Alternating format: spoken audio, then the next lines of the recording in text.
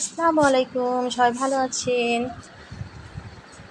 এই যে আমি এখানে পেঁয়াজ দিয়ে দিলাম, আর এখানে আমার গাজর, কাঁচামরিচ, ফুলকা, এখানে মাংস আমি লবণ দিয়ে মাখিয়ে রেখেছি।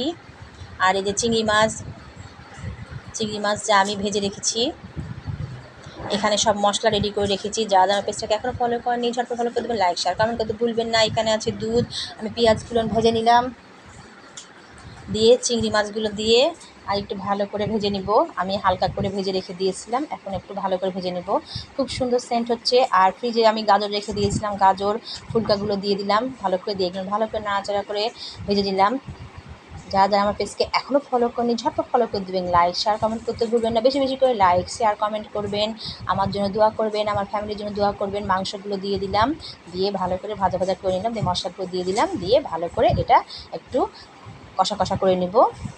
জিরা গুঁড়ো, মাংসের মশলা সব এগুলো দিয়ে আমি ভালো করে এই যে কষাই নেব। এটা আমার চিংড়ি মাছের চিকেন পোলাও করছি।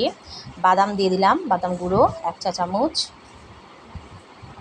দিয়ে আমি যে পোলাওয়ের চাউল মেপে রেখেছি দিয়ে ধুয়ে নিয়েছি, পানি ঝরিয়ে রেখেছি। এবার চাউলগুলো দিয়ে ভালো করে নাড়াচাড়া করে পুরানো পানি এর ভিতরে দিয়ে দিব। যারা আমার পেজটাকে দেখেন, ফলো করেন, লাইক শেয়ার কমেন্ট করেন, আপনাদেরকে অনেক অনেক ধন্যবাদ। এভাবে আমাকে ভালোবাসা দিয়ে যাবেন। স্বাদ মতো লবণ দিয়ে দিলাম, এবার আমি দুধ দিয়ে দিলাম এর ভিতরে, দিয়ে নাড়াচাড়া করে আমি পরিমাণ মতো যতটুকু পানি লাগবে সেই পানিটা দিয়ে দিব, দিয়ে পোলাওটা হতে দিব।